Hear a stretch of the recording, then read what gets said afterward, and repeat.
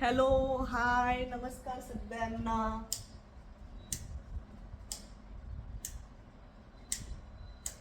आजचा आपला विषय आहे हाच, गॅस लाइटिंग. चला तर मग विषयाला सुरुवात करूयात. त्याआधी सर्वप्रथम साडीचा लुक दाखवते. हॅलो, हाय, नमस्कार सगळ्यांना. बाहेरच्या आवाजासाठी सॉरी. आणि आज मी नेसलेली साडी आहे ती म्हणजे आसामची खादी साडी आहे. खादी कॉटन साडी आहे. ह्याचा हा असा मस्त पदर आहे पहा, भरलेला पूर्ण. याच्यावरचे मोटिफ मला खूप आवडले. हे धागे धागे निघालेले आहेत थोडेसे याचे. पण अशी ही साडी आहे. त्याच्यावरती हे पहा काठ आहे आणि हे छोटेसे नाजूक नाजूक असे मोटिफ आहेत. आणि ही साडी खूप छान आहे. अशी हिरवी, थोडीशी मोरपिशी रंगाकडे जाणारी अशी हिरवी मोरपिशी रंगाची ही साडी आहे. साडी खूप छान आहे. त्याला लाल काठ आहे. क्रॉप टॉप किंवा काय म्हणतात त्याला, टी शर्ट ब्लाऊज असं मी घातलेलं आहे त्याच्यावरती. आणि साडी नेसलेली आहे, ब्लाऊज घातलेला आहे. या साडीची एकच प्रॉब्लेम आहे, तो म्हणजे ना या साडीला खूप धागे याचे निघतात. त्यामुळे कात्री घेऊन चालावं असं वाटतं. प्रत्येक वेळेस धागा कापायचा, चालायचं अशा पद्धतीने. तर गळ्यामध्ये कवड्यांची माळ घातलेली आहे, हातामध्ये ब्रेसलेट, घड्याळ आणि असा हा पूर्ण कंप्लीट लुक आहे. कशी वाटते साडी? कॉटनची आहे, हँडलूमची आहे आणि छान आहे, मस्त आहे. थोडीशी किंचित वजनदार आहे, जड आहे कारण कॉटन आहे ते पूर्ण म्हणून.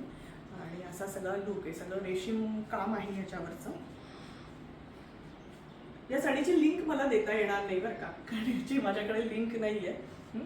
पण मी ही ॲमेझॉन घेतली होती, ॲमेझॉनवरनं की मिशोवरनं, मला ते काही आठवत नाही. चला तर मग व्हिडिओला सुरुवात करूया. Gas lighting. तर आज आपण बोलतो आहोत गॅस लाइटिंग बद्दल. आपण पहिल्यांदा हा लाईट बंद करूया. म्हणजे उजेड चांगला पडेल. चला तर विषयाला सुरुवात करूयात. गॅस लाइटिंग हा शब्द तुम्ही ऐकलाय का? गॅस लाइटिंग हा एक मानसिक शोषणाचा किंवा भावनिक छळाचा असा एक प्रकार आहे. याच्यामध्ये मानसिक शोषण होतं. गॅस लाइटिंग हा शब्द तुम्ही कधीतरी ऐकला असेल. मुळात हा शब्द 1938च्या गॅस लाइटिंग या नाटकावरनं आलेला आहे. यामध्ये ह्यातला जो पात्र असतं ना, तर तो आपल्या बायकोला, तेव्हा गॅसचे दिवे असायचे ना, तर तो ते दिवा जो आहे तो मंद करून आणि बायकोला ती वेडी आहे असं ठरवण्याचा प्रयत्न करतो. आणि ती जेव्हा म्हणते की तो दिवा जरा मंद झालेला आहे, तर मी असं केलंच नाही, मला माहितीच नाही, तुझ्याच डोक्यामध्ये काहीतरी चाललेलं आहे, अशा प्रकारे तो तिला वेडी ठरवण्याचा प्रयत्न करतो. तर असा हा गॅस लाइटिंग हा प्रकार आहे. हा शब्द तिथून आलेला आहे, गॅस लाइटिंग या नाटकावरनं. चला तर मग गॅस लाइटिंग हा या शब्दाचा अर्थ तुमच्या लक्षात आला असेल. जेव्हा एखादा व्यक्ती तुम्हाला वारंवार तुमच्या क्षमतांवरती, तुमच्या विचारसरणीवरती, तुमच्या स्मरणशक्तीवरती शंका घ्यायला लावतो, तेव्हा तुमचं मानसिक आरोग्य धोक्यात येतं. अशा प्रकारे त्या व्यक्तीकडे त्या पूर्ण सगळ्या सिच्युएशनचा कंट्रोल जातो, दुसऱ्या व्यक्तीचा कंट्रोल जातो. आणि मग तो व्यक्ती सगळ्या भावना, त्या समोरच्या व्यक्तीच्या, त्या जोडीदाराच्या सगळ्या भावना या कंट्रोल करायला लागतो. तर अशा प्रकारे गॅस लाइटिंग हा प्रकार आहे की समोरच्या व्यक्तीला सततच एका ताब्यामध्ये ठेवणं, समोरच्या व्यक्तीला सततच त्याच्या क्षमतांवरती शंका घ्यायला लावणं, समोरच्या व्यक्तीला सततच म्हणजे जोडीदाराला सततच त्याच्या स्मरणशक्तीवरती, त्याच्या विचारसरणीवरती, त्याच्या एकंदरीत सगळ्या वागण्यावरती, यावरती शंका घ्यायला लावणं म्हणजे गॅस लाइटिंग. तर अशा प्रकारे हळूहळू जी पीडित व्यक्ती असते ना, तर ती ह्या समोरच्या व्यक्तीच्या, हा जो छळ करणारा असतो त्याच्या ताब्यात जाते. आणि मग हळूहळू तो व्यक्ती जे सांगतो ते पूर्ण ही ऐकायला लागते. सतत त्या व्यक्तीची माफी मागायला लागते, सतत आपल्या क्षमतांवरती शंका घ्यायला लागते, सतत आपल्या स्मरणशक्तीवरती शंका घ्यायला लागते, आपल्या विचारसरणीवरती शंका घ्यायला लागते. कारण जो छळ करणारा असतो ना, तो सांगतो तुझ्याच मनात असं चाललेलं आहे, किंवा मला असं म्हणायचं नव्हतं, किंवा समोरच्याला आपण काही सांगतो आहोत खरं खरं, त्याला वास्तवापासून दूर ठेवतो, असं कधी घडलंच नाही. हे तुझे मनाचे खेळ आहेत किंवा ह्या तुझ्या मनातल्या भावना आहेत, असं प्रत्यक्षामध्ये काहीही नाहीये असं सतत त्या व्यक्तीला वारंवार सांगत राहतो आणि त्यामुळे समोरचा व्यक्ती हा गोंधळून जातो आणि स्वतःच्या क्षमतांवरती शंका घ्यायला लागतो, वास्तवापासून दूर जातो, कारण जे चाललेलं आहे ते बरोबर नाहीये. अशा प्रकारे एक पारदर्शक पडदा जो असतो ना भावनांचा, गोंधळाचा, असा छळ करणारा व्यक्ती हा समोर उभा करतो आणि अशा वेळेला जो व्यक्ती पीडित असतो ना त्याला समोर दिसणारं जे आहे ते हळूहळू अंधुक दिसायला लागतं किंवा त्या सगळ्या गोष्टींवरती त्याचा विश्वास उडायला लागतो आणि ह्या प्रकारे ही व्यक्ती ही हळूहळू एकटी पडत जाते, एकाकी होत जाते, नैराश्यामध्ये जाते आणि ह्याचे परिणाम त्याच्या मानसिक आणि शारीरिक आरोग्यावरती दूरगामी होत असतात. म्हणून हा गॅसलाइटिंग हा जो प्रकार आहे हा फार महत्त्वाचा आहे, हा समजून घेणं खूप महत्त्वाचं आहे.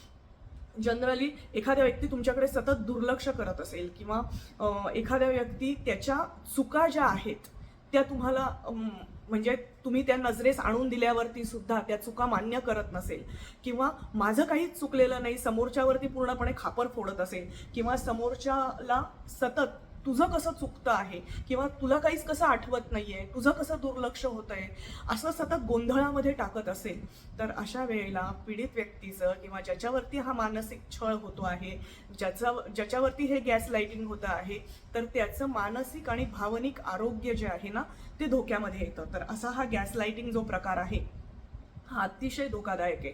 कोरोनाच्या काळामध्ये बरेच लोक हे घरामध्ये होते आणि घरामध्ये असणारे लोक हे वेगवेगळ्या काय म्हणतात मानसिक विकारांनी पछाडले गेलेले होते.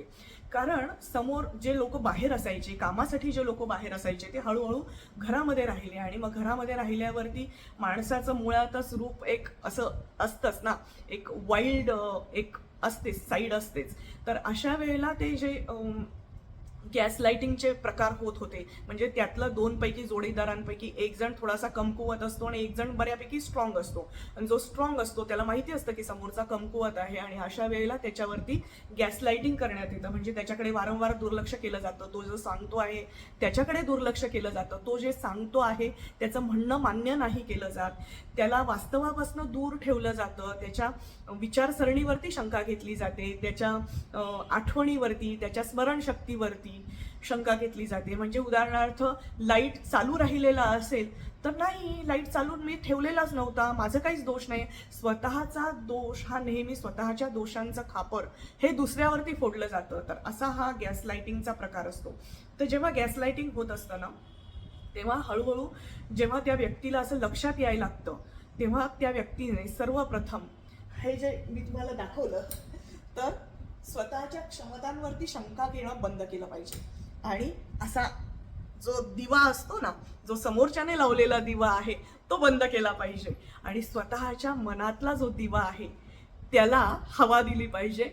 तो दिवा आपण जागृत ठेवला पाहिजे. म्हणजे थोडक्यात आपल्या विचारसरणीवरती, आपल्या क्षमतांवरती, आपल्या स्मरणशक्तीवरती व्यक्तीने विश्वास ठेवला पाहिजे. म्हणजे जेणेकरून ह्या सगळ्या गोष्टींमध्ये एक तर मुळात आपलं गॅसलाइटिंग होतं आहे हे ॲक्सेप्ट केलं पाहिजे आणि मग ह्या गोष्टींवरती विश्वास ठेवला पाहिजे. म्हणजे हळूहळू ह्यातनं आपल्याला बाहेर पडता येईल. ह्यातनं डिप्रेशनमध्ये न जाता एक सकारात्मक चांगलं मानसिक आरोग्य होईल. याच्यासाठी कसं असतं माहिती का, ह्याच्यामध्ये वेगवेगळ्या गोष्टी असतात. एक तर मुळात काही वेळेला आई वडील सुद्धा अशा प्रकारे असतात की आई वडील मुलांकडे दुर्लक्ष करतात, मुलांना ताब्यामध्ये ठेवण्यासाठी, मुलांना काय म्हणता येईल त्याला, मुलांना कंट्रोल करण्यासाठी अशा प्रकारे गॅसलाइटिंग करतात. कधी कधी ऑफिसमधले बॉस जे असतात ना ते सुद्धा कनिष्ठ अधिकारी असतात ना, तर त्यांना वारंवार माफी मागायला लावतात.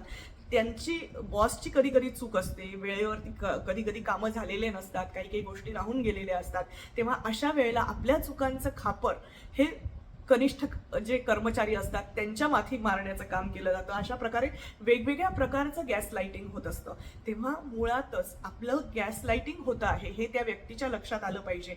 म्हणजे त्यातनं बाहेर पडणं हे सोपं होईल असं मला वाटतं. तर हा एक नवीन ही एक कन्सेप्ट मी तुम्हाला सांगितली, गॅसलाइटिंग. हा शब्द तुम्ही किती जणांनी ऐकला होता? तुम्हाला ह्या शब्दाबद्दल माहिती होती का? हा एक मानसिक छळाचा प्रकार आहे याबद्दल तुम्हाला माहिती होती का? मानसिक आणि शारीरिक किंवा मानसिक शोषण ह्या प्रकारे होत असतं, भावनिक छळ या प्रकारे होत असतो. त्यामुळे गॅसलाइटिंग मधून बाहेर पडण्यासाठी सर्वप्रथम स्वतःवरती विश्वास ठेवला पाहिजे. स्वतःवरती विश्वास ठेवून आपल्या स्वतःकडे सकारात्मकपणे बघितलं पाहिजे, कारण हे सतत आपल्याला दोष देत असतात, खापर फोडत असतात, दुर्लक्ष करत असतात. तेव्हा जेव्हा समोरच्याची चूक आहे असं आपल्या लक्षात येतं, तेव्हा आपण आपल्या मतांवरती ठाम राहिलं पाहिजे, तरच यातनं आपल्याला बाहेर पडता येईल. किंवा जर आपण ह्या सगळ्यामध्ये गॅस लाईटिंगमध्ये अडकत गेलो, ते एक प्रकारचं जाळं असतं आणि त्याच्यामध्ये जर अडकत गेलो तर त्यातनं बाहेर पडणं हे फार कठीण होऊन बसतं, कारण एक जो भावनिक गोंधळ उडतो त्यातनं बाहेर पडणं फार कठीण होऊन बसतं. त्यामुळे गॅस लाईटिंग हे वेळोवेळी ओळखलं पाहिजे. त्यातनं दूर होण्यासाठी स्वतःवरती विश्वास ठेवला पाहिजे, स्वतः पॉझिटिव्ह राहिलं पाहिजे, आपल्या बॉडी पॉझिटिव्ह, आपल्या मनाच्या बाबतीत सर्व प्रकारे आपण पॉझिटिव्ह राहिलं पाहिजे. आपण जे करतो आहोत, आपलं जे काम आहे त्यावरती विश्वास ठेवला पाहिजे, तरच आपण या सगळ्या प्रकारांना रोखू शकतो किंवा यातनं बाहेर पडू शकतो. तुम्हाला हा नवीन विषय कसा वाटला ते कॉमेंट करून मला नक्की सांगा. मीनल अद्वैत या चॅनलला लाईक करा, शेअर करा, सबस्क्राईब करा. खूप दिवसांनी आज हे वाक्य बोललेले आहे. तर ह्या साडीचे जे धागे निघतात ना, याच्यासाठी कात्री घेणं गरजेचं आहे. Gas lighting. हां.